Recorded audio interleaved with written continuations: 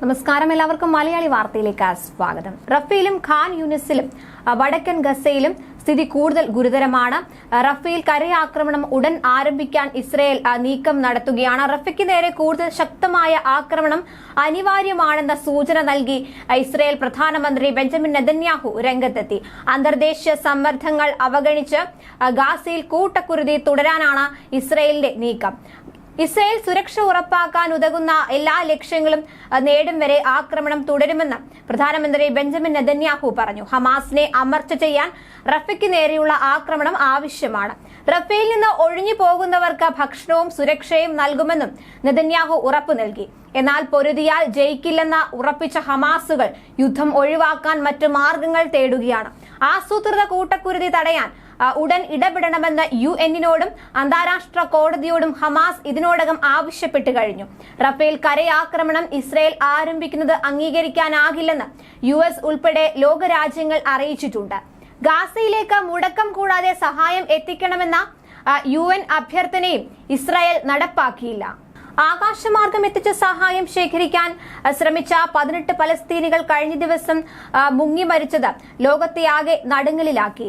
തെക്കൻ ലെബനാന് നേരെ ഇസ്രയേൽ നടത്തിയ ആക്രമണത്തിൽ ആരോഗ്യ പ്രവർത്തകർ ഉൾപ്പെടെ 9 പേരാണ് കൊല്ലപ്പെട്ടത്. ഇതിന് പിന്നാലെ ഹിസ്ബുള്ള നടത്തിയ റോക്കറ്റ് ആക്രമണത്തിൽ വടക്കൻ ഇസ്രയേലിൽ ഒരാളും മരിച്ചു. ലെബനൻ ഇസ്രയേൽ അതിർത്തിയിൽ ഇസ്രയേൽ സൈന്യവും ഹിസ്ബുള്ളയും തമ്മിലുള്ള സംഘർഷം തുടരുന്നതിനിടെയാണ് വ്യോമാക്രമണം. ഇസ്ലാമിക് എമർജൻസി ആൻഡ് റിലീഫ് കോർപ്സിന്റെ ഓഫീസിന് നേരെയാണ് ആക്രമണം നടന്നത്. ലെബനാൻ ഇസ്രയേൽ യുദ്ധത്തിന്റെ വ്യാപ്തി ഏറെ ആശങ്കയോടെയാണ് ലോകം വീക്ഷിക്കുന്നത്.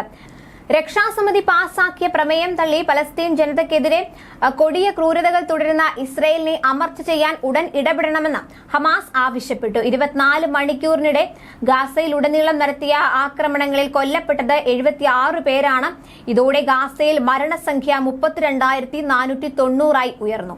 അതേസമയം കടലിൽ ഇറക്കിയ ഭക്ഷണ പൊതികൾ ശേഖരിക്കാനിറങ്ങിയ 18 പലസ്തീനികൾ കഴിഞ്ഞ ദിവസം മുങ്ങി മരണപ്പെട്ടു. ഗാസയിലേക്കുള്ള ഭക്ഷണമടക്കമുള്ള സഹായങ്ങൾ കരമാർഗം എത്തിക്കുന്നത് ഇസ്രയേൽ മുടക്കിയതിനെ തുടർന്നാണ് ഭക്ഷ്യസഹായം ആകാശമാർഗം എത്തിച്ചത്.